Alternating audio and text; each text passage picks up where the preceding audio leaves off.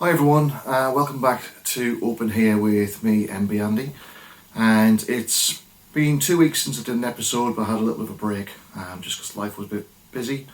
And during that time, I received a few different questions on one of my videos from one person. And we're going to discuss these questions in this episode. It's going to be a bit full on. I think it's important that we discuss openly my views and what I believe the non-binary community kind of feels about these kind of questions. And it's important that if anyone wants to chime in or discuss what we discussed in today's video, you can always do so by reaching out in the comment section or on my social media channels. So through the power of technology, the question should appear around about here. So this came from a lady called Anna, and I will read it out to you. So it says, "Hi there, how are you? Anna here. Question for your next episode. Is being non-binary for you on a personal level just about aesthetics and appearance, such as wearing makeup and women's clothing? As of yet, you haven't addressed issues that women and girls face, like statistically women are more likely to face abuse and violence from a male, not because of how they present in appearance, but because of our biology. Men like this, thanks to the patriarchy, view women as weak and inferior. Then there are the gynae issues women face, along with receiving a lower wage, a low representation in government and business. I guess what I'm asking is, do you acknowledge your privilege that you can present as a woman, but you don't have to face any female issues? No hate intended. I'm trying to learn and feel curious." So this episode, we're going to we're going to discuss bit by bit the questions we received here. So last point first, I think. I don't believe I have any privilege presenting as a woman because, first of all, I'm not presenting as a woman, nor do I present as a man. I don't present as either of those. I present as myself, which is non-binary. Yes, that means I present feminine, but that doesn't mean I present as a woman. I'm not a trans woman. I'm a non-binary person. And I present as myself. So I don't believe that I'm doing that. I'm presenting as a woman. In fact, I know for a fact that is not what I'm doing. And I think it's also important to acknowledge that non-binary people don't really have that much privilege. We face a lot of persecution, a lot of judgment, a lot of hate attacks, the same as a lot of LGBTQ people do. But specifically, trans and non-binary people face a lot of attacks from cis people, from the media, from the press. So in terms of privilege, no, I don't accept I have privilege. I don't accept that the non-binary and the trans community have privilege either. And I think it's important to state that. And again, just to confirm, I don't identify as a woman, nor am I presenting as a woman. I'm presenting as myself, a non-binary person. So with that, the first point there being non-binary for you on a personal level, just about aesthetics and appearance, wearing makeup and women's clothing. First of all, women's clothing doesn't have a gender. Clothing is genderless. Anyone can choose to wear whatever clothing they want, which makes them feel pretty, which makes them feel happy, which makes them feel comfortable in themselves. So being non-binary, not just for myself, I think I can speak for the non-binary community here by saying non-binary isn't just about aesthetics and appearance. It's never just about the makeup or the clothing you wear. It's about something much more than that. It's about being able to express who you are on the inside, on the outside. It's your personal expression of self. And it's not about the makeup. It's not about the clothing. Those things help. Those things enhance how we feel and how we see ourselves. But we see ourselves as non-binary, especially myself being gender fluid. I don't fit in either box, man or woman. I'm something else. I'm something else entirely. It's non-binary isn't a third gender. There's a complete plethora and a complete pantheon of different gender identities out there. But aesthetics and appearance isn't what defines us, and it's not just how we appear on the outside. It's acknowledging the fact that for me personally, I can express myself in feminine ways, which the patriarchy and society says someone who was assigned male at birth shouldn't. But at the same time, I'm also comfortable having masculine traits, which I've had since birth. So it's been able for me to be able to be fluid between how I feel in different states and be able to express myself in different ways during those times. And the fact that I can wear makeup and I can wear feminine clothing, not women's clothing, feminine clothing, helps to enhance how I feel, and it helps to enhance how I present myself to other people. Now, with regards to the other point you made, Anna, so you mentioned that I haven't addressed issues that women and girls face, like abuse and violence from males because of their biology. I haven't addressed those in this video because this isn't traditionally what this platform is about. This platform is about issues and challenges non-binary people face in the UK. I can address these now.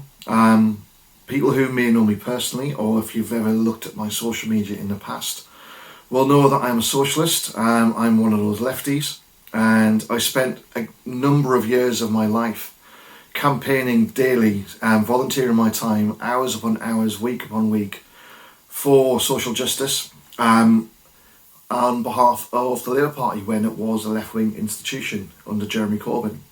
So that included things like, campaigning for further female representation and women in Parliament, making sure that we push and amplify women's voices in local politics.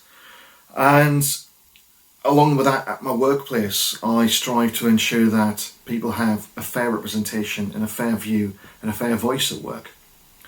Now, as I said, just because I don't discuss these things on this channel doesn't mean it's something I personally believe in. I am a feminist, and one of the main things I think that we have to be clear about is trans and non-binary people.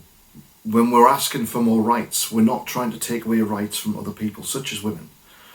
What we're trying to do is enhance the rights that we have, which are so far below what men and women have. We're trying to make sure that we're equal. We're not trying to take things away and erode people's rights and erode safe spaces or anything like that. We want to make sure that we're safe, that we're protected just as much as you are. So, yeah, that's a bit about me. I've always been left-wing, I've always been socialist, and I have campaigned so much of my life. I've attempted to stand for Parliament, I've stood for local council, I've campaigned so many times to make sure that women and girls have a safe environment to live, a safe environment to work, and a fair and equal stab at anything they do. And whether that's things like receiving equal wages with the wage gap, whether that's having, like say, low representation in government, whether local or national, and at a business level, campaigning to make sure that everyone gets an equal voice throughout anywhere they are. That's what I've always done. So one thing, you mentioned violence against women. I hope that you're not implying violence against women from trans people. Just for example, trans people, 2.5 times more likely to be raped or to be receiving sexual abuse. They're twice as much likely to be victims of crime. So yeah, we can fight for trans people and non-binary people to be safe and to be protected at the same time as we're looking to make sure that people who identify as women are protected as well. There's no reason we can't fight for both at the same time. And there's no reason we can't be on the same side. We are on the same side.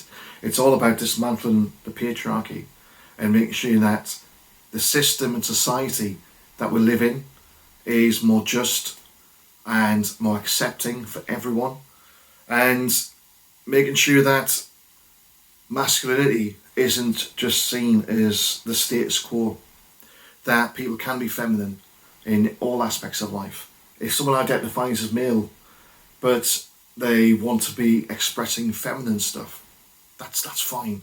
But right now there's so much stigma in the world which makes them hide themselves and makes them cover up and wear a mask, and it's a toxic environment, it's toxic masculinity. And that's in all walks of life, whether at work, whether it's in government, or whether in a home.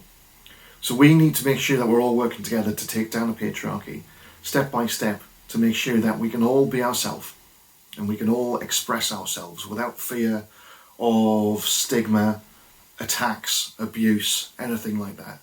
There is enough space in the world for all of us to be ourselves and to not have to hide who we are.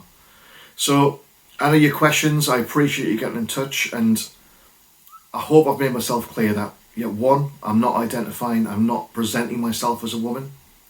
Two, that people being non-binary isn't just about wearing makeup or feminine clothing. Three, four, who knows, I've lost count. I've personally campaigned many years for social justice and equality in all walks of life, and I continue to do so. Even though now I've taken a step back from the Labour Party, I still campaign on a daily basis to make sure that we all get a fair stab at life. And five, that yes, attacks against women from men is important, and we do fight, and we all fight to make sure that these things happen. But equally, trans non-binary people are receiving more abuse, and that's not just from men, that's also from women. So we receive it from all sides. So it's important that whilst we also protect women, we also all stand up and be an ally for LGBTQ plus people, no matter how they identify. Homophobic and transphobic attacks are on the rise. So let's make sure we all stand up and look after each other to make the world a safer and a fairer space for everyone. So, yeah, I think I've answered all the questions in the comment there. If you've got any kind of response that you wish to discuss, if you want any comments, if you want to say anything I've discussed or anything that Anna's asked, reach out in the comment section, reach out on my social media and get in touch, and we can have a discussion there. So next week, I'm going to try and record for next week as well. As usual, I'm going to ask people to reach out with comments and questions. Hit me up on social media, on YouTube comment section, and we can discuss anything that you want to talk about. And also make sure you click like and subscribe on my videos. So I know it's been a heavy topic, but I will just point out I'm wearing my Lucy Yaks to feel nice and comfortable in. So reach out to me, anything you want to discuss. But in the meantime, stay safe and stay friendly, and I will speak to you next week. Take care of yourselves.